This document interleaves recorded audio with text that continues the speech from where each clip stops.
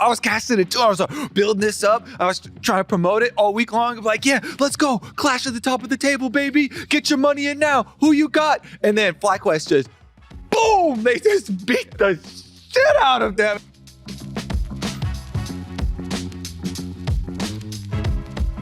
Hello and welcome back to The Dive, Season 7, episode number 3. Season really kicks off now. I don't know why intros in the last 2 episodes had a 10th of the power. But one of the reasons is that we're going to do an RP giveaway. First time ever. Free RP? The Dive sponsored RP giveaway.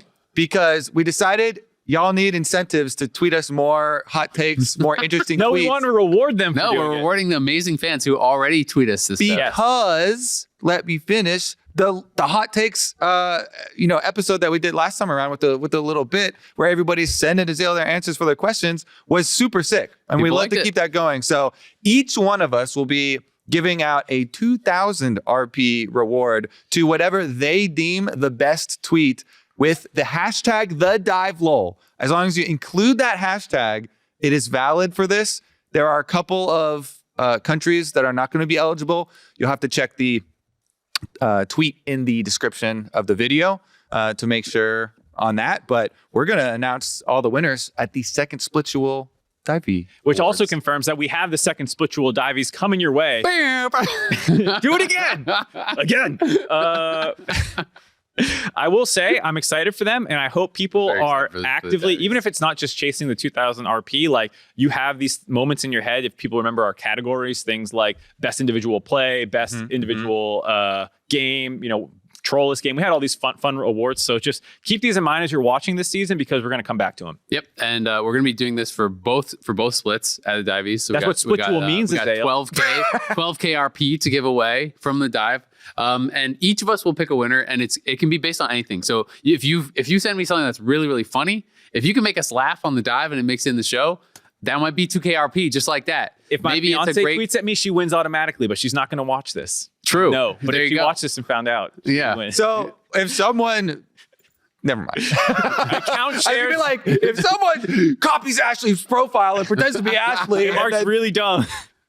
Buys Twitter blue and it's like, hey, I'm verified. Yeah. I'm your fiance. Yeah, I'm like, oh, I guess so. I don't remember this being her league account, but okay. Works for me. It's verified, so So it could be funny, could be the best hot take, could be the best. Could be supplying us with a segment. We love help with the work as well. True. Yeah. We hate doing work. Yeah. I might leave right now. Yeah. All right. Well, you can look out for that. Also, later on in this episode, if you are interested, scrims have been a hot topic in the community. We had CLG's general manager, Jonathan, come on. He's going to be talking about practice at the end of the episode. So check that out if you're interested in all that scrim discussion. Definitely, yeah. It was fun chat. Yeah, it was a little hot takes, not a ton, but it was just cool to follow up with someone who's like on the inside and able to provide some opinions, and especially because, mild spoilers, he's on the other side of the Team Liquid. If the Team Liquid's over here, he's more on the other side of the line. So different perspective. But moving on, we're going to talk about the LCS. We had another really exciting week. FlyQuest, I think top of the table. Have to talk about them first. Oh, you think so, huh? I think so, yeah. No, I think it's way cool to talk about Golden Guardians to start. FlyQuest, as I was saying, played against C9 this week. It was that matchup that I think everyone was really, really excited about. These two teams at the top of the table. They came in on, I wanted to say Saturday, but we're on Thursday now. They came in on Thursday. Both won. Prince and Fudge looked really good again, and then they were going to that matchup. So it was like fever pitch, the hypest type it could be. I know. I was casting it too. I was building this up. I was trying to promote it all week long. I'm like, yeah, let's go. Clash at the top of the table, baby. Get your money in now. Who you got? And then FlyQuest just, boom, they just beat the shit out of them. It was kind of depressing. Yeah. That I was so hyped up, and then it's just an explosion. But FlyQuest explosion. They securely, left no doubt that this is definitely the best team in the LCS right now, which is super exciting. Also, still considering they're still using Winsome and they don't have even the full intended roster.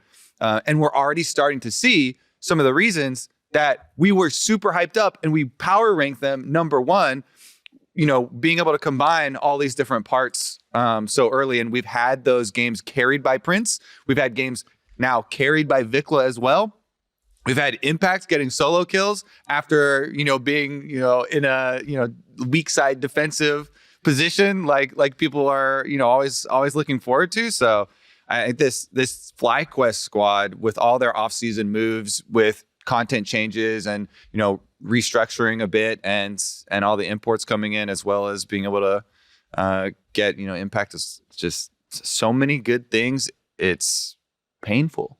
So what's really cool to me about this team is just they haven't even been in a losing position really yet this entire year.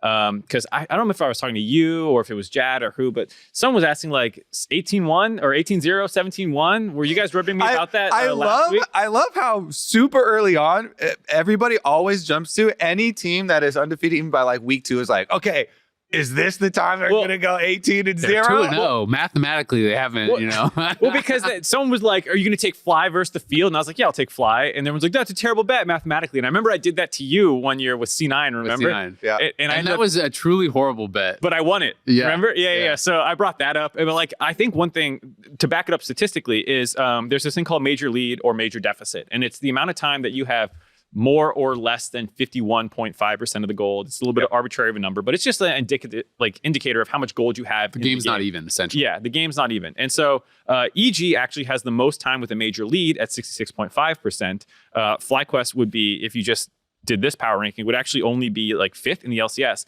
But the difference is their time with a major deficit is 0.6% of the time in the game, which is like, oh, you fell behind in CSD in the first 5 minutes or something.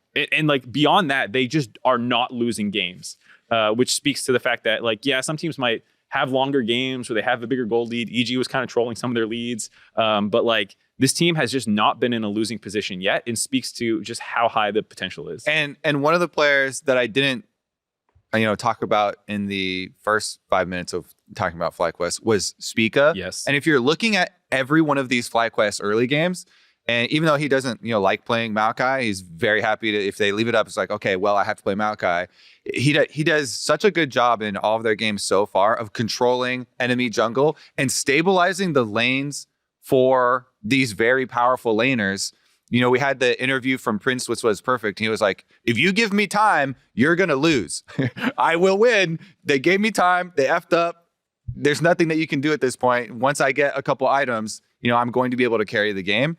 I just think Spica has done such a good job where junglers are always hyped up and lauded for if they're playing Elise or Volibear and tower diving and getting these kills and early ganking or whatever. How about some Moo baby? Give me that Amumu.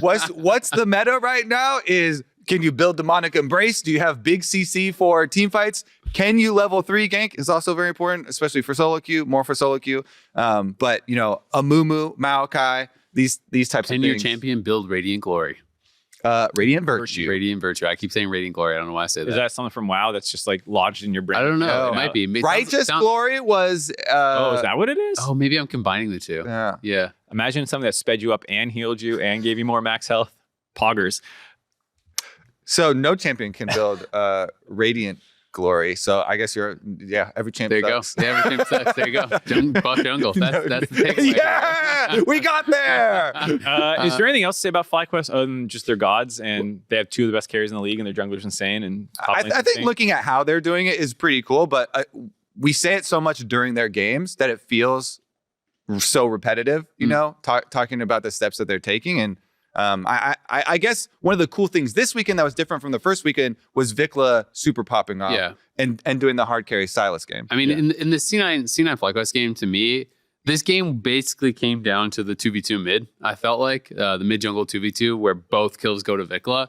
And I did feel like C9 kind of misexecuted on that. Diplex hasn't been the best in laning phase, let's be honest. I think his strength has been more in the team fighting. And I think, we've even heard some of his players talk about laning is maybe something he's going to have to work on, but they're confident he can improve on it.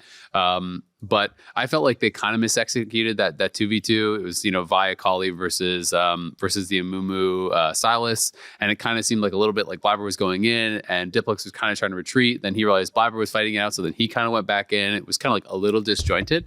Once Vikla got those 2 kills, it felt like the game really started to snowball because then his pressure was nonstop in mid. They're able to kind of move that pressure around the map. And that's kind of like how things felt like to me. They started to spin out of control, which definitely was different than a lot of the previous games where it felt like it was the Prince show. Yeah, I think it just speaks to the fact that this team does have so many weapons and anyone can pop off. Like, we have yet to see the Spica carry games, but we all know he can do that just based off last year and stuff. So this team's loaded. Question. If they keep winning, we don't know when Eyla is coming back in. So if they're like 6-0, 8-0, and then Eyla arrives, do you actually put in Eyla, or does you think so? I definitely do. This is funny because this mirrors the world's question of Rux. Yep. And I was, funnily enough, on the Rux side for that one. I was like, keep him in. I mean, I feel like it's maybe weird, but like, do you start splitting time in scrims and just see how scrims are looking with Eyla? Maybe you give him a game on stage and you make it more of like an open position battle, because Winsome has done so well and kind of has earned a shot. Because I think that's not the hardest thing. It probably feels terrible for Eyla, and I think it really depends on how the rest of the team feels. Like, I don't think management should come in there and be like, you all love Winsome? Too bad, here's Eyla. Or if they're all like, well, we want to play with Eyla, and they're like, no, Winsome earned his spot. Like, I think you have to take the players into account, especially Prince, who's going to be his lane mate. But like, assuming that it's kind of an open question, like, I think it would be cool to see this like position battle a little bit. Yeah. Right. So my personal take on those is that it is going to split too much time, and then you get kind of weak sauce for both sides. So I'm always in favor of committing one way. That being said, I would not, to your point, want to force players, especially lane mates or anything like that, to play with someone they don't want to play with. So that's with every aspect of coaching, though. You obviously want to back and forth with all of your players. Yeah, screw them. I'm gonna tell you how to play. Win more now. Don't get hit. Yeah. I mean, I think everyone's also going to be somewhat colored by the fact that I think Eyla, when he came in for TL last year, looked so good and he was so amazing in Academy, and people are definitely less hot on Winsome. But it is an interesting question. They've definitely performed really well so far. All right. Moving on down to EG, C9, 100 Thieves. They're all tied at 3-1. EG had, I think, I guess they had a better week. It was nice to see JoJo. I think way better week. Yeah. Okay, I want to hear some real power behind this. EG had an incredible week. They beat TSM and Dignitas. Yeah, that's better. That's why to me it was. I was kind of a little bit cool on it because they looked a lot better. But they until they win against really good teams, I'm gonna be I'm gonna be reserving judgment a bit, right? I just need to record the tone of voice for how you first introduced it, and then the second one. Yeah. There you go. And I'll use those at different times. Yeah. Okay. To defend Azael, it is the point in the season where like strength of schedule can be wildly different. Like EG's 3 wins are over teams that we all kind of power ranked lower in the standings and didn't have a ton of optimism for, with Dignitas even being worse than I think we were expecting thus far. We all sold all our Dignitas stock after week 1. But to be fair to like a Dignitas team, they've played EG, 100 Thieves, FlyQuest, and CLG is maybe the one where you're like, that's not quite like a dominating team. But and they don't have their support. Yeah, they don't have their support, and they haven't played TSM and these other teams. So like, the strength of schedule is an active topic right now. And to EG, they haven't beaten another team that you would say is like a top half of the league team yet. That's why, in just looking at the games, I was like, these games look way more focused. These games are much cleaner from them. Not as many unforced errors is what I look at in a lot of those times, because those are things where doesn't matter who you're against. That was an unforced error, right? Unless you're getting into the level of nameplates and mentality and stuff like that. So I think simply by the fact that they cleaned up a lot of those unforced errors and had, more coordinated mid-game calls, which is another big topic that came out after week 1. Everyone was like, that's what they look like without impact. I told you, idiot. Everyone's undervaluing impact. And I said that as well. So I was one of those idiots. Kobe. No, I wasn't. Kobe last week was an idiot. Kobe today is a genius. Yeah.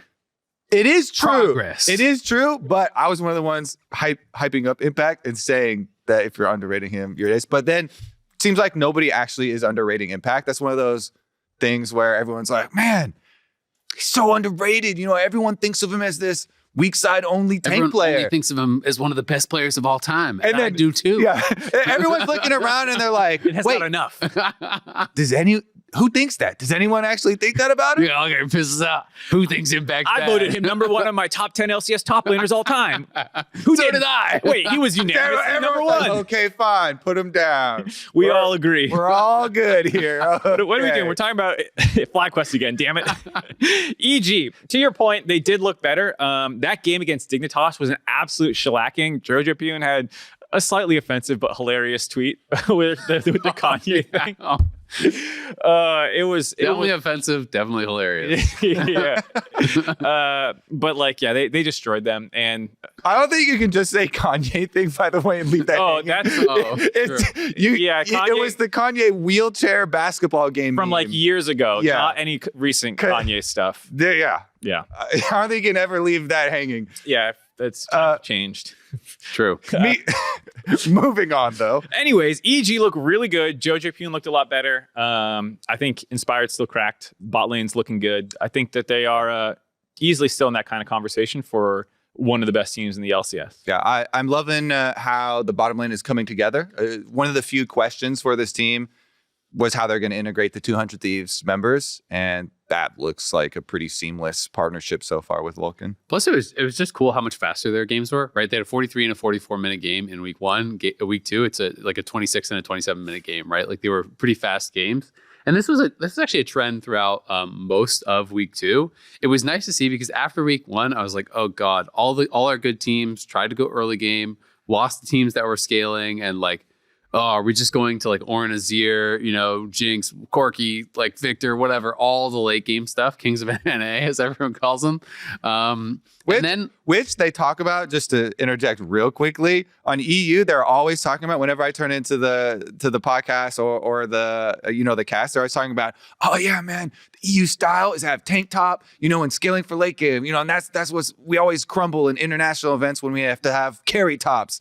And I'm like, that's pretty similar, right? So I don't know about this region specific. It's like, we've been doing that for years. You just copied our style. Well, especially at the beginning of seasons or patches, and especially if you have a format that is really intense at the beginning, like their new one too, that default style on stage, it has advantage. Yeah, absolutely. I mean, it's easier to play too. You've had so much practice with it. But point is, we too came in and a bunch of our top teams drafted early and slammed games, right? And we're able to actually close it out really, really quickly, which to me was just great to see, is that we are not going to have teams, get scared off from one bad result or one bad week. So I do think, it was nice to see some drafted late game in 1. We had a bunch of teams that drafted super early game in 1. And hopefully we will keep that variety because I think it's beneficial for practice. And it's also just making the league more fun to watch. Yeah, and I think at the end of the day, whenever you watch international competition, the most aggressive teams are always winning. There's not been too many years recently where it's like, oh, that super slow, well-paced team won. That's not really how the game tends to play at the highest level. And so you should be striving for that. The interesting thing, though, is that it was a very mismatched week, to be fair. Yep. It was a lot of projected top 5 teams versus a lot of projected bot 5 teams. And then day 2, which we forgot to talk about, was also the day that they had to go home because like something blew up basically with the audio. I saw a lot of people being like, why didn't they tech check? And it's like, well, you do, but like machines break sometimes. And as far as I understand, that's kind of what happened. And then they had to go home and play from home after an hour delay. And I think that can sometimes lead to faster paced games because you're not on stage, the nerves are a little lower, there's not an audience in front of you. And so like some of these blowouts I think might have been like accentuated by the fact that it was a lopsided schedule with this kind of at home environment. Yeah, the players were memeing on it too. So like I forget who it was. Someone was tweeting at Tenacity, you're a from home player or whatever. 'Cause you Yeah. played so much better. Actually, Not a stage somebody. player. And so everyone's gonna throw around stuff like This that. is like the super, super old school esports things where people used to say, do it on LAN. Yeah, They'd get beat online. They'd be like, do it on LAN, bro. You're an online player. And that's not really a thing in League because all the leagues are like always on stage every single week. But that's definitely a throwback from like old CS days and stuff. Yeah. All right, moving on to another 3-0 team, C9. How you guys feeling about C9? 3-1 team. 3-1. What did I say? I thought it was a one and joke. three? You said 3-0. I thought it was a joke, and I was ready to go along with the joke and be like, "Yep, deleted that last game versus FlyQuest also." Nope, he's just dumb. didn't look like anything to me, Azale. I didn't see anything. Mark cosplaying the Cloud9 fan right now is like, yeah, we're 3-0. Everything's looking great. Fudge is smashing every top laner. Give us Cassante more, idiots. You know. Oh god, I interviewed Jack after that game too, so like obviously I know that happened.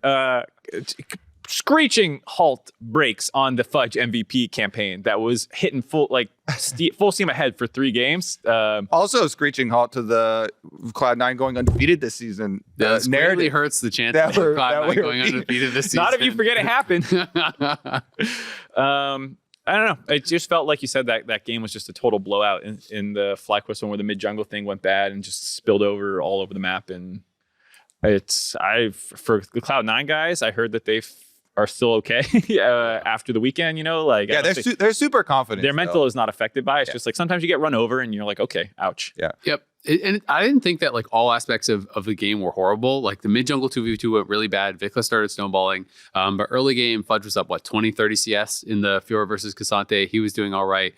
He did eventually, get killed by Impact. He's and one of those things, it's kind of like hard to know. It's like, okay, well, if the rest of the map isn't already boom, would you have put yourself in a situation to get solo killed? That's kind of one of those things that you can kind of like argue or not. But Impact also has just been playing incredible this season. So he did get solo killed by Impact. Bot lane, again, I think was getting pushed in, but it was Caitlyn Lux, if I recall correctly. And it's not like they were chain dying or anything. Berserker, I think, had no deaths in the game, maybe even. So player. Things I think were like fine. But obviously it was a very one-sided game. But it wasn't one where I felt like, oh, the sky is falling. Like they're outplayed across the board. They just can't match these guys. Yeah, I think the funniest thing about the game is that the Fudge Fiora memes came back out of it as well. And they're like, oh man, Fudge Fiora again, picking against the Korean top laner. Oh, obviously, like we said, the Cloud9 players are still super confident, and their confidence is built from what I've heard on just dominating scrims versus pretty much everybody, FlyQuest included. So, and even when we had Sven up on broadcast for a bit, he was like, yeah, didn't expect FlyQuest to be in the position that they are now because we were crushing. I'm assuming they had a lot of success directly against them. So Fudge Fiora, it's one game, 2-8 all time. Foggers. And actually, out of his like top, I don't know, 10 I'm eyeballing champions, he is like nothing that's under 50% win rate. Lee Sin had a 50% win rate. Jace's 50% win rate, but then it's like 75% on Camille, 70% on Aatrox, 71% on Ornn, 91.7% win rate on Gwen, and all this, and then it's 20% win rate on Fiora. Yeah. It's funny because I actually think he's really good on Fiora. I don't know. Maybe I'm just in denial here. I think we're gonna have to do a study on this thing. I think he needs to spam pick Fiora in the LCS to give us more data. Yeah. Because he's had, maybe it's just that I have these standout moments in my brain about him making some nice plays on Fiora. Well, because he beat Impact in playoffs. It was I think that was his first Fiora win, was actually just last year in playoffs against Impact. Well, I just have this game that's like living rent free in my head where he actually lost on Fiora, but he like almost was just 1v9 in the game. He was team fighting super well. It was this play last year where he had this like play where he almost 1v4'd around bot lane Tribrush where he TP'd in and like he had some really good team fights. So I have these moments in my selective head memory. Like, that could it definitely could be, right? Like I'd have to actually go back and watch through these games and be like, okay, how is Fudge actually doing in all these games to really form an opinion? But it is kind of funny looking at it and being like, oh shit, my man has a 1.7 KDA and a 20% win rate on Fiora. Pick it again. Pick it again. You won't. Need to hire Azale to just solidify whenever you're feeling like, man, I'm just so unlucky. My teams are always so bad. That's why I never get promoted. I'm fucking 20% win rate on and anytime Azale's coming in, he's like, don't worry. I looked at your pro view. That's not your fault, bro. You're good. Yeah. Anytime you're feeling unconfident, your champion, be like, I remember 2 months ago when you played this one team fight real good. You can do that every time. Yeah, here's the problem. Sometimes the selective memory works the other way. And then I just think you're ass. Oh, no. It actually could be like a good coaching strategy because talking to coaches at international events. I'm not even joking though. Yeah. Not even joking because how many times, and you've heard this too, I'm sure of it, when we're at international events and teams are telling me we're just getting completely demoralized by playing scrimming SKT and getting shit on 6 times in a row. So guess what? We scheduled some scrims with, whatever local college team or a high school team or whatever. Kids that are at the Microsoft store playing League of Legends. So here's what we do. you have your worst champion. I record your best play ever on it, and I just come show you that. Boom. Look at this. You're smurfing. Yeah, it's just like, oh man, we really need you to pick Seth. We can get in there. We can hype him up. Exactly. Just show him the clip. Coach comes over, shows you the little clip, and you're like, all right, lock it in. Perfect. 100 Thieves, 3-1 as well. Feelings on, was Doublelift snubbed for player of the week? Because I thought he had a really good week. I was kind of up in the air on if it should be Doublelift or Prince who should have won it. I think Doublelift had like weaker competition, so that's kind of like an argument against him perhaps, but he had a hell of a week. He played really, really well. The Slack messages, your boy put Doublelift. It was already decided before I even voted. I put Doublelifts in there, all right? Yeah. He was snubbed based off my vote. I will say that Prince's gameplay did not come across in his scoreline. That first game on Lucian, he was popping off so hard, but wasn't actually securing a lot of kills, but it would like poke an entire team off. He solo got them multiple dragons and barons and things. Yeah, he would dash forward, win an objective, and the other team's like, I guess I'm going back to base. And wouldn't get a kill. Yeah. But even then, I still voted Doublelift. I think the argument for Doublelift getting stubbed is that the Caitlyn game didn't require a lot from Prince. Mm-hmm. He was just there. Whereas Doublelift in both games was popping off, killing everybody. Yep. If we're doing the take one clip and submit your argument, Doublelift was the only deaths in their game where he jumped over. It was pretty funny where he jumped over like the raptor pit or whatever. Mm-hmm.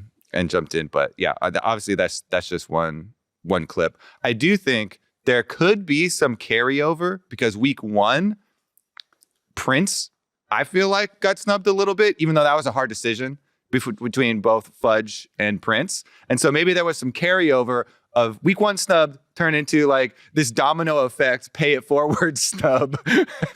next week. And you get like a little extra credit for the next week or something. Doublelift gets player of the week next week. We're just 1 week behind constantly. I think if anything, it can be like kind of like a unconscious bias where you are just like, oh, holy shit, Prince is playing so well. And that's just kind of... Yeah, and you remember week 1 games also. Yeah, and that can definitely be it. But I do think, I don't know if there was a lot of Reddit discussion or anything, but I had some people who tweeted me and were asking me, oh, like, what did you think about this? Who should have won? Here were the score lines. And I was just thinking, well, the score lines aren't everything because like I casted that Lucian game, if I recall correctly. And his Lucian game was like unreal, right? Like that was like one of those top level, like LCK Lucian, actually smurfing it, gets the super late game, just looks unstoppable because he has every time he has culling, every time he has Gale Force, every time he has anything, he's going for us. He's forcing a flash, he's chunking someone low, forcing them to base. They got uncontested soul because he like solo pushed them back and either got a kill or chunked someone to 0. I checked because he had first strike that game. He got 1,400 gold off first strike. Ridiculous. From poking people off objectives. It's like, he didn't get those kills, but gold-wise, he secured himself 5 more kills, basically. Once again, we're talking about FlyQuest when we're supposed to be talking about 100 Thieves. It's a black hole of just, you just want to hype up FlyQuest. You can't not. Here's my thing. Doublelift playing at this level kind of hits different. I'm actually so happy to see him back and playing at that high level. Yeah. I don't know if I was joking about this in like star meetings or if I said this on Dive, but it's like, Michael Jordan returning. You want Michael Jordan on the Bulls. You don't want Michael Jordan on the Wizards. And it just feels like we're getting Doublelift back at this super competitive level. It remains to be seen, like, is he the best in the league? It's hard to say, right? Like we have to get the whole split. We have to see him. But he's not the worst, baby. But he's really damn good. I'll do a lot better than that. Like he is in that top couple discussion, right? I would say it's very fair to say he's been like top 3 so far, right? He's been up there with Berserker, Prince, Doublelift. That would be probably my top 3 right now. And he has been smurfing. He's been playing really well in the team fights, and it's kind of classic Doublelift where it gets that team fight time, and it's just like, my man's going to perform. He's playing aggressive. He's going in on the Zeri. He's making things happen. He's getting tons of damage done in the team fights. Yeah. It's been fun to watch. It just makes LCS way more fun. It's so much more exciting, when you have that type of competition. And I love the interview that Biplo did with him also, where he was talking about he actually expected to get dumped on more by a lot of these really good AD carries.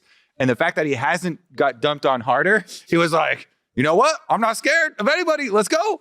And to have him be fully confident again and actually playing super well is just good for the whole league and for entertainment overall. As I was gonna say, I think the rest of the really team, warm in here too. the rest of the team looks really good. I think Bjergsen and Closer, it's really funny to watch the memes about those two where like Closer is kind of like Bjergsen's dog right now. People are joking about just like keeps chain ganking mid, even though they're like not great ganks on like the Vi and stuff. And I think that came from Medios co-stream or whatever. He was immediately like making fun of that line. Yeah, he was making fun of him always going there. And then also just the carryover of like from years ago when he in Champs Queue or whatever, played against Bjergsen Zillion and he just started screaming like, no, we've lost. And then he got to play with Bjergsen Zillion on stage and like they carried the game together. I mean, obviously Double played well, but Bjergsen Zillion looked just as good as ever, you know, and had a lot of key ultimates and stuff. And so, I don't know, the whole team's looking really good. The Vi game was such like a comedy of errors though. It was like first gank. Yeah. The first gank where he like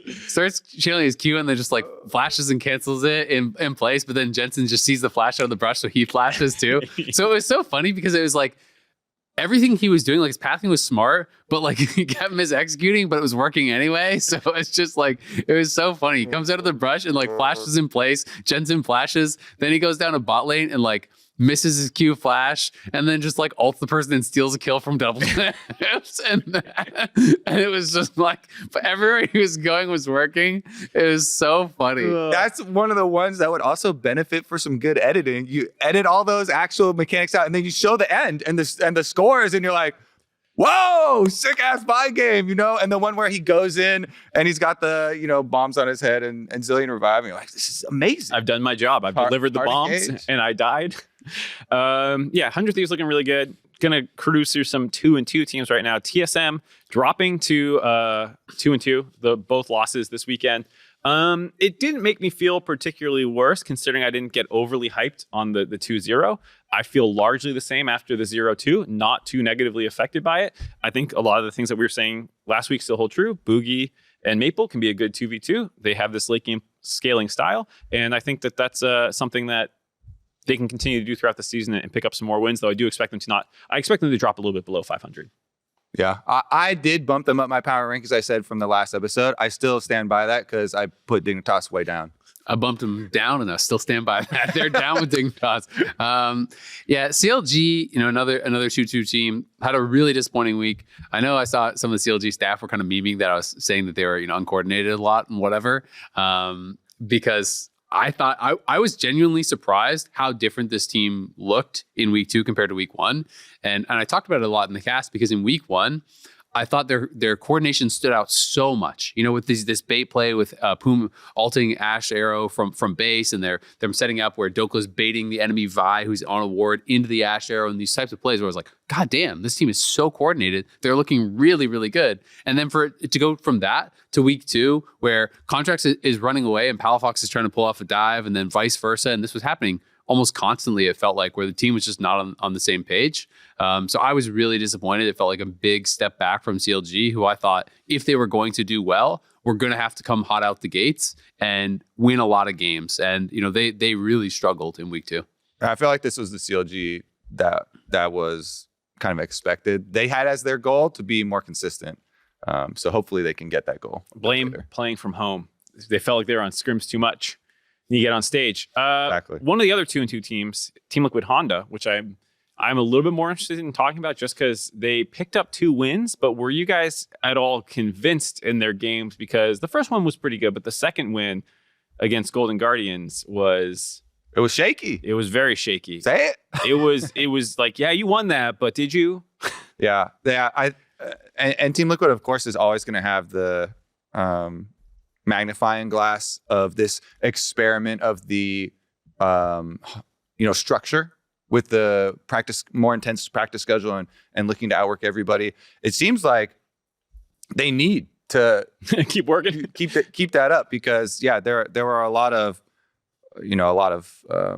errors in trying to coordinate, and it feels bad, but it seems like everybody is just kind of waiting to see Summit get ganked and killed and fail in the same way, because everyone wants to just jump right back on that, because it keeps happening. It's so easy to. And it was so polarizing the first time it happened, when he was MVP and literally gets ganked out of the region. Mm-hmm. So yeah. It's tough, right? The first game, even though they clapped up Immortals, but he had a lot of silly deaths where it was just like, it just feels he plays the line so well. And if you talk to any top laner, they'll talk about how oppressive his laning phase is so insane. But a big reason that it's that insane is because he's playing past the minions and abusing matchups in a way that other top laners are not doing. But he's not always pairing that, it feels like, with paying respect to the enemy jungler. And so since people have kind of caught on to this, it just feels like it's going to be that self-fulfilling prophecy, because he's going to keep getting ganked until he can show consistently over the course of a number of weeks that ganking him either is going to result in it getting counter ganked and you getting screwed, or that ganking him is a waste of time because he's going to get away. People are going to just keep ganking him more and more and more and more and more, and it's just going to keep happening. Self-fulfilling prophecy. Yep. I don't mind him playing aggressive either, because Team Liquid does feel like a team that will struggle with consistent carry threats out of the rookies. Like that one event. I think the rookies have been the best players in a lot of the... I don't disagree. Don't get me wrong. Ayla God, I always mess them up. Yon in game against Immortals was incredible. Him and Core JJ, multiple 2v2 solo kills. They're up like, I don't know, 25 CS, whatever it was, at like 10 minutes. Just let them carry. And then Summit's out here just kind of dying in the top side. But the second game, Summit did have to get that monstrous lead. I think you were on the cast and you were putting the question marks next to the goal lead. It was like 3,000 or something. 7.5K to like 4K or thereabouts for the goal. Yeah, it was huge. Yeah, it was huge. And they needed that because this time the rookies were not doing well. And, Jan was dying as he's trying to collapse onto the Rift Herald fight. And they were all just like a little lost. And like they needed someone to be like the big carry in the top lane.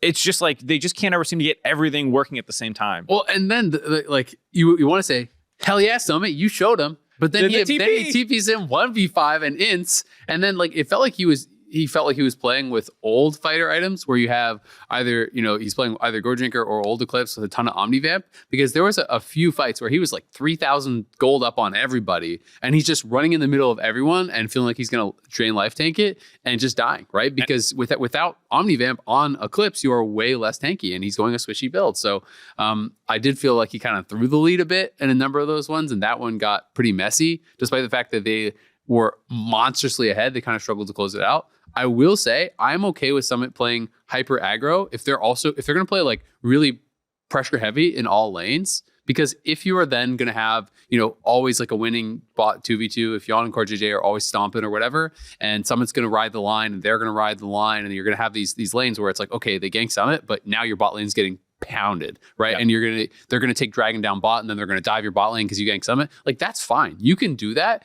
but it just has to be if someone is pushing and exposing themselves in one lane, you have to be able to get something else elsewhere if they're going to die and if they're going to expose themselves. And I think that's what TL maybe wants to work on, because I don't think you want to say, all right, Summit, hide under your tower, because like his greatest strength is his laning phase. He's truly incredible in lane, but they have to find a way to either protect him better by investing more, vision towards topside, whether it's like Harry and Pioshi have to do more to help him, or he has to change his playstyle a little bit. But like they got to do something, I think, to try to like shore that up.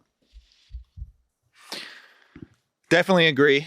Let's talk about Immortals, baby, because they got on the board. They got to win. Okay, they got to win.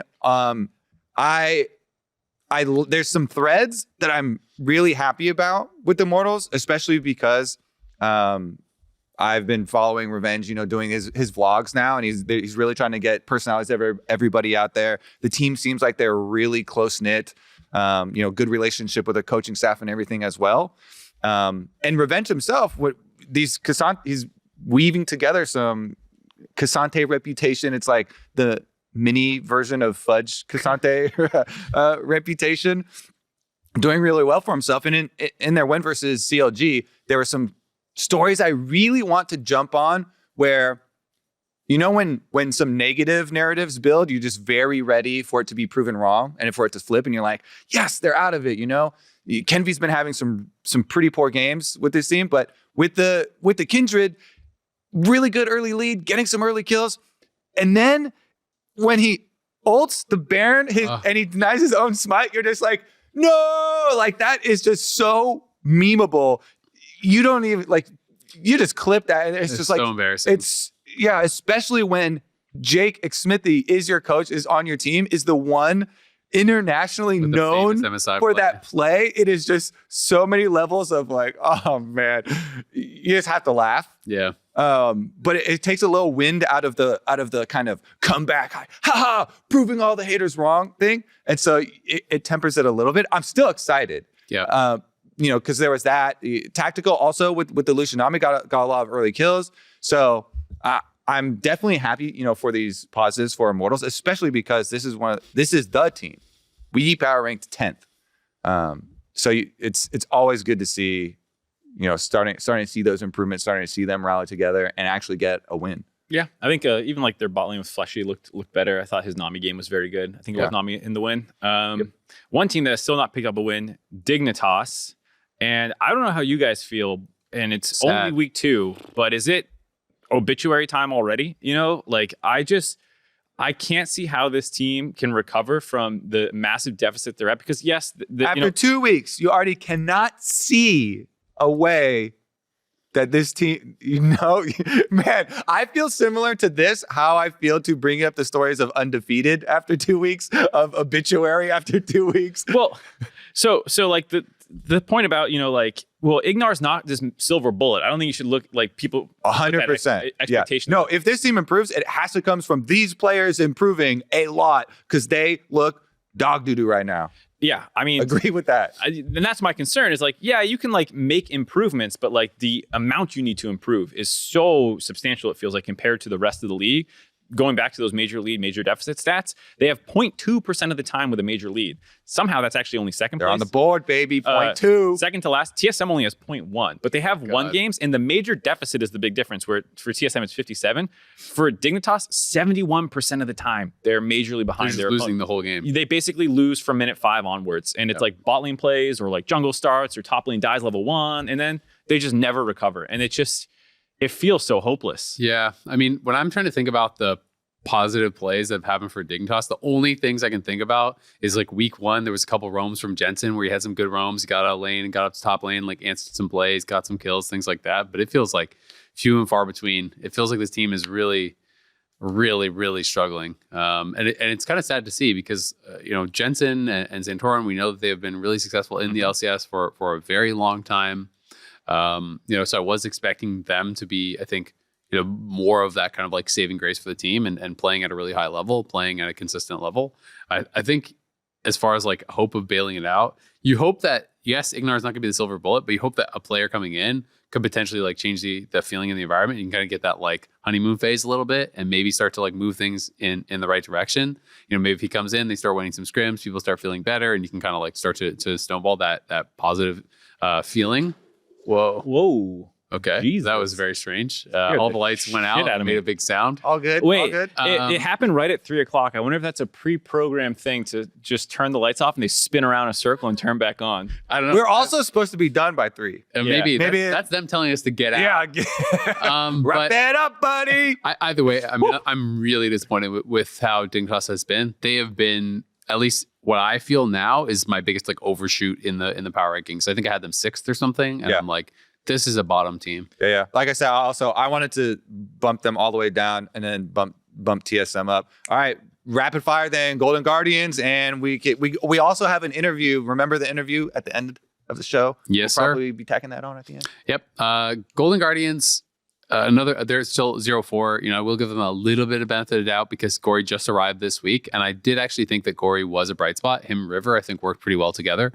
The game against FlyQuest, yes, they lost it, but I actually thought that was quite a positive game. I thought it was pretty even for a lot of it. It was a 38-minute game. I felt like Gori actually had some really good roams. His move up towards topside, answered, got a couple kills on the Azir, actually got really, really strong, to the point where I was like, Golden Guardians could theoretically actually win this game. And I think River, despite his scoreline just being 1-1-1, whatever, I thought he had a really good poppy game. So I do think there's some potential there that, Gori and River could become one of those kind of big mid-jungle duos and get them some wins. So I'm holding out some positivity for them. Yeah, and even that Team Liquid game was back and forth. That's going to do it for our section about the LCS. We're going to make an awesome cut here to Jonathan appearing.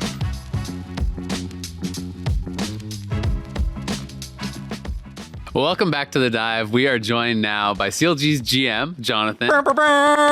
Thank you very much for coming in. So we were talking about scrims last week, and scrims have been basically a really big topic of conversation in the community. Team Liquid, FlyQuest, and some of those teams have been talking a ton about how they're working really hard and they're pushing, extra hard to improve the region and to, fix issues in NA, doing a third scrim block, the 12 to 8 work window, and so on. And you had some opinions on it, so I said, you know what? Why don't you come on the dive and you can let the community know all about it. Exactly. Yeah. And thanks for having me again. I think for me, the big thing is just really trying to educate folks. I know I've seen a lot of different press media asking players, what do you think of the new schedule? Really and dumb casters. A lot of them just don't actually know what the schedule is because obviously it's gone through some changes lately. So we used to do just kind of 5 games back to back. Between every game, there'd be a little bit of a review with your coaches. So usually it'd run from 12 p.m. to 5 p.m. Obviously, there's more beyond that of getting to the office early, staying a little late, and all the rest of it. But that was kind of the scheduled time that we would have every day. Now we've moved to a new schedule where we're starting at 12, playing 3 games till about 3, taking a 2-hour break, and then starting again at 5. Obviously, that's a very big departure to where we were before, and I think has been a big highlight of conversation, and even just from the players. So I think for me, I have a lot of opinions on what I think is potentially better or just potentially a better use of time. So for me, that's a big kind of jumping off point for a lot of this to try and figure out how do we actually want to practice and make it effective for everyone, not just the players, but also the staff involved and kind of everyone that's part of that process. Yeah, I'm pretty curious because this has been a really fun topic. We touched on it in our first episode because it was big news. I'm actually a pretty big fan of the 90-minute work windows because that's the way that the human brain works to really focus intensely for 90 minutes. That doesn't one-to-one translate with how schedules actually turn out. Yeah. So that's my most curious thing is to get the what is it actually playing out in reality? Because you can theoretically be okay, yeah, it would be great if we had, these 90-minute blocks and then you only need a little bit of time to reset. But it sounds like there's a huge kind of accordion window in between where some teams have things planned, some teams don't, and some teams find it hard to schedule around. What's the reality of the first, few weeks of this new schedule? Yeah, so the reality is kind of a tricky beast to deal with. Obviously, players are coming in around 11. Sometimes some teams will bring them in earlier, but most teams start around an hour before practice to, eat breakfast, group up as a team, have some initial meetings for what the day is going to be like, and then you start around 12, assuming, you can start on time in the first place, which is sometimes a little rare. All it takes is one player going to the bathroom at the wrong time, and you're now delayed 5 to 10 minutes. So, it happens. We haven't synced our bowels yet? Come on. Yeah, yeah, Kobe. Are you even trying? Yeah, Kobe. We tweeted it. We saw the clip of you having to run out in the middle of the podcast. I'm syncing my. Look at this. See, I didn't drink this one, so I haven't had to pee it. Anyway. But yeah, so beyond that, obviously there's a 2-hour break. Usually it's not going to shrink or adjust. So if the day runs a little late at the start, it's going to just kind of shift down. So we're not going to actually do 3 to 5. It'll maybe be 3:30 to 5:30.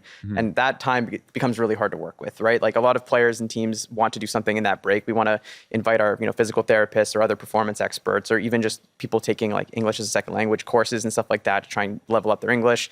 Those usually want to be in that 3 to 5 range, because if we try and get them at the end of scrims, it's going to be 8, 9 p.m. It's kind of hard for those people to make it out to facilities. It's not super good for everyone. So trying to make that work actually gets really hard because it's just such a moving target every day. So I think that's been a really big struggle for a lot of teams. Some do kind of let it accordion a little bit where if the first block runs really, really late, you can kind of reclaim some of that time. But generally it does kind of shift a little bit no matter what towards the end of the day, which obviously kicks out that 5 to 8 to now be 5:30 to 8:30 or potentially later, which then makes it a little trickier to try and reliably have a day that kind of fits into a general window. So this is, I was one of the people who made a video about our practice during Worlds and how we adopted the initial 12 to 5, because back when I coached, it was this 2-block system. And we did 12 to 3, 4 to 7. We only had a 1-hour block window. I don't know exactly why they changed from 1 to 2, and maybe you can comment on that. But the thing that's being pushed and pulled from is that a lot of people, from when I talked to them behind the scenes, said that this 5-hour block was a problem because your first scrim was usually a warm-up scrim. You have this kind of we're getting our feet wet, and then your 4th and 5th, because Kobe is this, talks about just how human brains tend to work. They tended to be really sluggish, people said, and feel quite bad. And sometimes if someone had a bad scrim block, they run it down, they get through 5 games, and they would quit at 2:30, and that was just your practice for the day. And there were a lot of these kinds of things that I think was the impetus for the change for back to the kind of 2 blocks of 3. Do you feel like the problems that you're encountering now are that the actual practice time has degraded the 12 to 3 and now 5 to 8 or whatever it ends up being. Do you think that quality of practice time there? Because the thing that you're talking about is more logistical problems around the scheduling rather than the quality of practice that you're getting. And I think that's the part that really interests me is like, has there been any change in that quality of practice? Or is it just created logistical problems? Yeah, I mean, I think that the biggest struggle is it's not a one-size-fits-all thing, right? Like every team is different, all the players are different, so it really comes down to what your team finds the most useful and is the best at. Some teams have And who's the laziest? I thought we were going to start out with this big flame title. Nobody had the flame title was question. Jonathan thinks TL's practice strategy is BS, and he's here to talk about why. That's the clip. And they are or are not lazy. I forget. Someone's lazy. We got to figure out who. But yeah, the funny thing is actually there's players lazy in each direction, right? So there's some players who really do enjoy staying up late, watching LCK, LPL, that kind of stuff, and just going to bed at like 3, 4 in the morning, waking up much closer to their scrim start time and just kind of rolling into the office and having that day. Whereas there's players on the other end of the spectrum where they want to get to bed early, wake up and hit the gym immediately. So they need to have their day start a lot earlier. So when the day runs late, it gets harder for them. So it's kind of like each side is pulling and pushing in different directions. And depending on which players you have, you might see different performance stuff. So if you have a bunch of guys hitting the gym in the morning, they're going to be much more awake and alert for that first block. Whereas if you got a bunch of 4 a.m. bedtime people, like they're going to show up to the first block and not be their best. They're going to, similar to what Mark was saying with the 5 game, like that first game is very much a warm up for them. So depending on where your team kind of lands on that spectrum, you're going to have different performance. And then for the folks that wake up, super late, by the time you get to second block, they're going to be great. They're going to be feeling it. And then the guy that's been up since 7 a.m., he's going to be falling apart. So really, we get one game of overlap that's good practice, where the nighttime people are awake. Games 2 to 4 are always great. 1 to 5, complete wash. I mean, that's like memes aside, people obviously do talk about, okay, like what is the reason that LCS isn't doing well internationally, right? And a lot of people are saying, okay, well, it's got to be work ethic, or obviously there's a lot of other factors, but like scrims we can look at as one thing. Can't control necessarily the player base, can't control some of these, the geographical factors. It's harder to get scrims against teams of other regions and so on and so forth. But the idea that like players come to NA to just like retire and be lazy and this sort of stuff, right? We know players do still work hard here, but like that is almost somewhat being propagated by, I think, that this change that TL and some of the teams are pushing, that it's like, hey, they're saying we're going to do things different. Teams aren't scrimming enough. We're going to work harder. CLG obviously is a big proponent of putting in all this extra work and all these extra hours. So, if that is not the like solution, kind of like what is, right? Because obviously TL is basically saying people haven't worked enough. We're going to be the hard work team. We're going to be the LCK team. We're going to come in here. We're going to grind. We're going to do 3 blocks every single day. And then we're going to play solo queue till 2 a.m., 3 a.m. And we're gonna improve so much and we're gonna crush everyone, right? If that's not the solution, what is? And what is the real problem, right? Because clearly you're on the other side of it. Clearly you feel that the other system at least fits CLG better, is I think fair to say. So what's your kind of argument with like why we shouldn't be doing that, or what the better way to do it is? Yeah, and again, like there isn't a one size fits all to all of this, but I think from my experience at least, usually trying to be more kind of intentional with practice is the best thing for most players and teams. So like in the olden days, a lot of players, when they would lose or even go into playoffs and they feel that pressure mounting, the solution was always, let's just play more games. Like, what's the worst that could happen? And obviously there's teams that have burned out in the past because they've kind of fallen into that mindset, right? Obviously, if your team is fully bought in and you're doing as much as you can to prevent it, maybe you can get around it. But eventually, like, the season's long. Like, we have 8 to 9 week regular seasons, depending on the formats in the past. So that alone is quite a long stretch of time. Add on some postseason time on top of that. Like, there's a lot of windows for you to burn out. So I think for me, like, measuring how much time you want to put in versus like what your expectation out is matters, but also like using time effectively to like really make sure you're getting your bang for your buck. Because right now we're taking about 8 to 9 hours to play 6 games, whereas in the past we would take like 5 or 6 hours to play 5. So can you use those extra 2 hours of break to do something productive?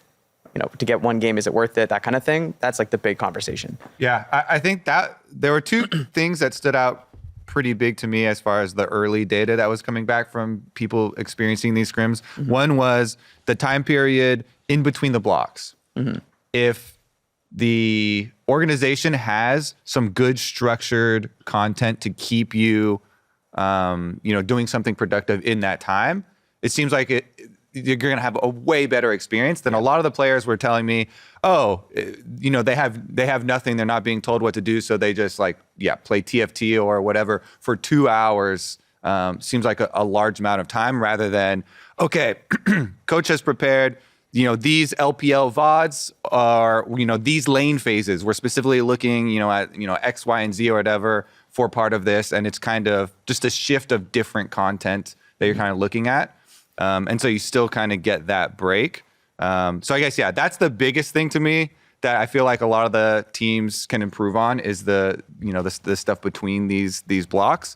Did you have something on that? Well, no, I was just going to chime in on that point because I feel like the framing of 6 games in 8 hours versus 5 and 5, I think that speaks to like, well, shouldn't the 2 hours in the middle be used productively, and then the 2 hours that you're getting at the end of the 5 be used productively as well? Exactly. And so, like, to me, the total time is more or less like irrelevant to me because I'm like, roughly you should know what your day is going to be anyways. You talk about, we always do the same thing. You start with a meeting in the morning.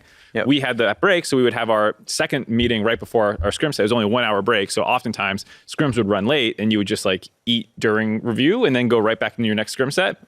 Sounds like there's a bigger break now. People don't know what to do with it.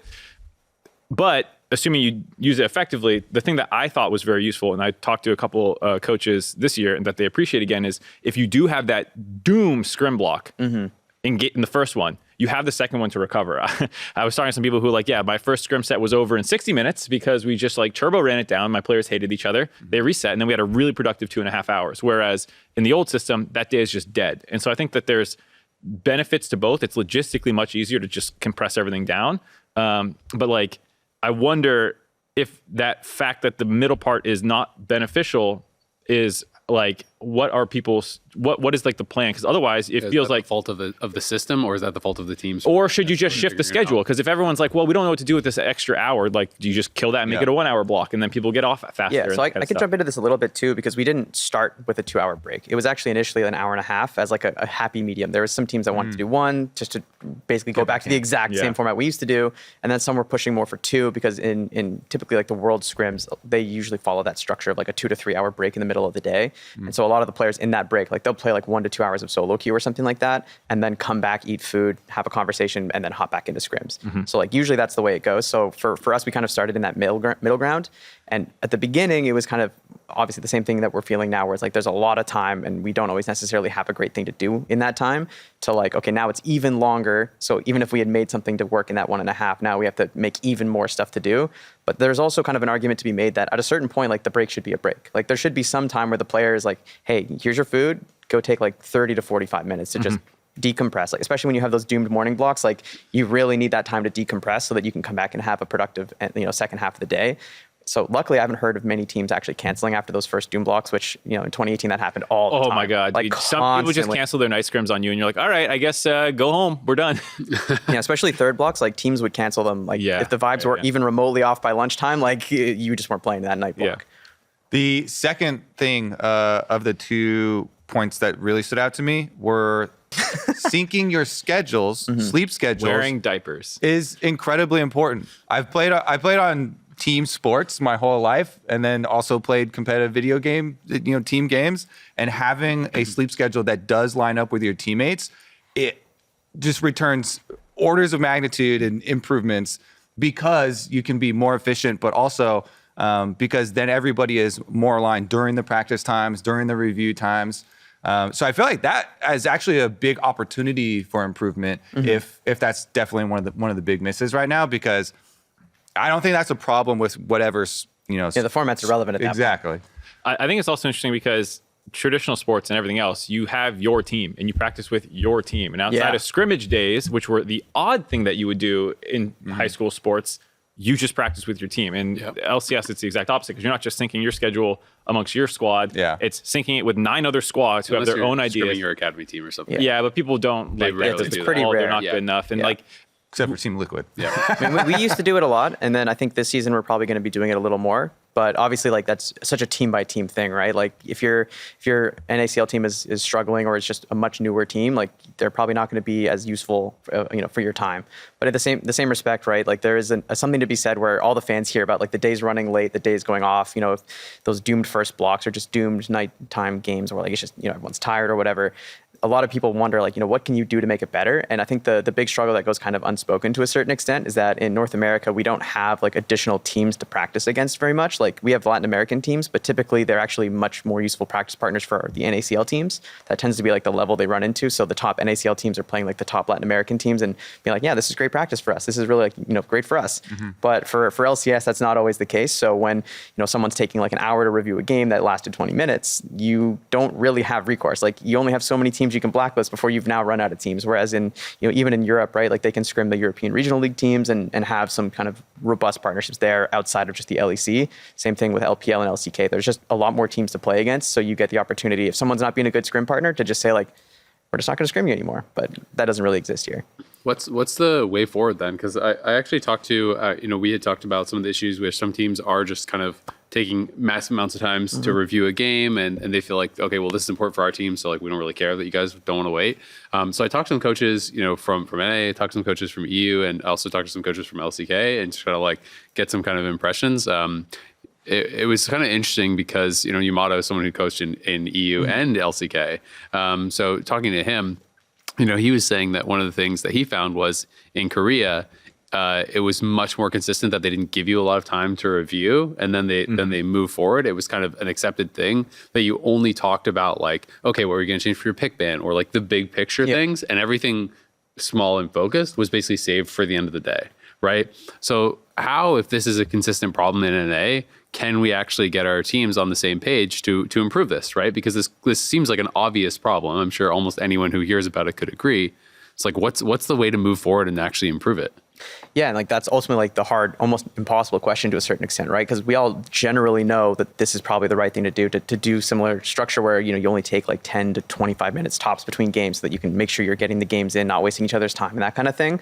But ultimately, like everyone has to buy in. There isn't like, if one person is deciding like, no, I really need my 40-minute review, like that person is one of the 10 teams in the league. Like someone has to scrim them every day if they want to have scrims, unless they're willing to take like a lower quality NACL team. But eventually, like there's an even number of teams across the board, so someone loses out eventually. So for me, it's like I think teams need to be more bought in. Coaches especially need to kind of like work with each other to say like, hey, here's the guidelines and expectations. I know we've tried setting them in the past, and slowly but surely, like that 20-minute requirement becomes 25, becomes 30, becomes someone takes a long day. So for me at least, I think it's just a matter of like pushing harder and harder on that. And I think ultimately the scrim leaders, like the teams that are the most sought after scrims, are kind of the best set up to try and really push that and make sure that they're leading by example and only rewarding the teams that can actually stick to that.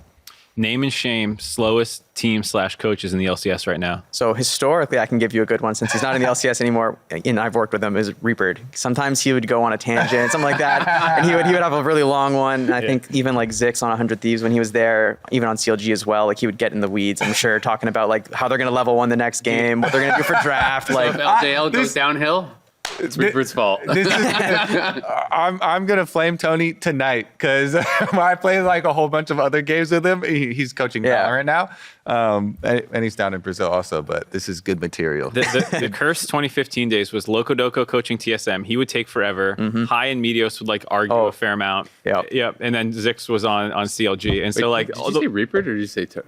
Reaper. You said Reaper and Zix. I named two. Okay. I got named two name and shames. But there was a period. I was like, wait a second. There was a period of time where like the 3 best teams in the LCS all had culprits of this, and like. And that's what I mean, right? Like part of the way to fix this is like those people when you're the top dog of the scrim leaderboard, right? You get to pick whoever you want to scrim, and everyone wants to scrim you. Obviously, they may not want to scrim you the day before LCS, but the other days, fair game, you're the top of the list. Yeah. So you kind of need to be the one setting the example because like everyone wants to scrim you, and if you're going to take advantage of that and be like, oh, I'm going to do whatever I want, screw the other team. I'm going to just do a 50-minute review, 40-minute review. Doesn't matter what happens. I'm getting something out of it. So they need to deal with it. Like that mentality is kind of what is becoming like this pervasive problem that keeps cropping up every time a new team starts to rise to the top and they start becoming the bigger culprit of it. And so it's tricky. We need Sauron to control all of the team's discipline. Or, we could vote on elect somebody.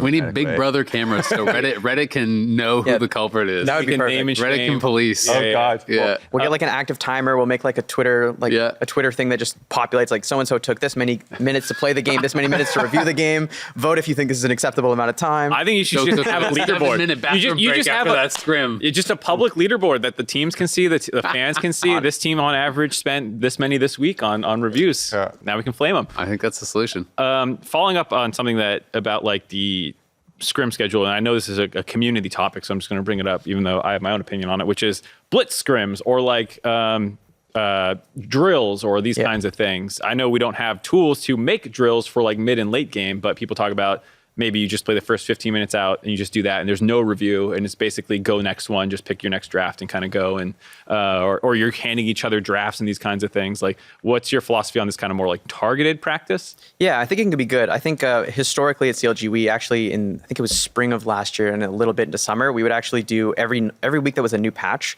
we would do a night scrim block with our academy team where we would specifically do like blitz scrims, just to very low key, very casual, mostly just to try out early game stuff with new champions, new patch stuff.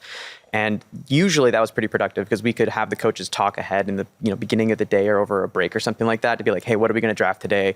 Just set out as much as they could so that we knew, and also just even ask them, what's good on this patch? You guys have been playing since like Saturday or whatever, so you've got 3 or 4 days on the patch. What is good? What are you guys seeing? What's the answer to what you're seeing? And what can we do to make it productive? And it would be pretty good. But generally, it's really hard to make useful with it's 2 LCS teams and you have a little less control because the other team might have some really weird level 1 stuff they're trying to do and like you might not expect it. And then all of a sudden you've washed a game, you have to go back to the drawing board, do it again. And so like you're not getting the most efficient reps, but it can be really good if you actually have like a target you're aiming for. Yeah, if both teams are trying to learn something about a really weird strategy, then nobody's going to get good data. Yeah. Somebody has to be the control. Yeah. Someone has to just show up and fan out 5, like do the normal thing and then get 4-man through like bot try or something. Yeah. Like someone has to just kind of take the L a little bit. Yeah. Yep, absolutely. Well, thank you so much for coming on. I appreciate you coming on and talking about scrims and informing the community a little bit. We will be back shortly with more Dive.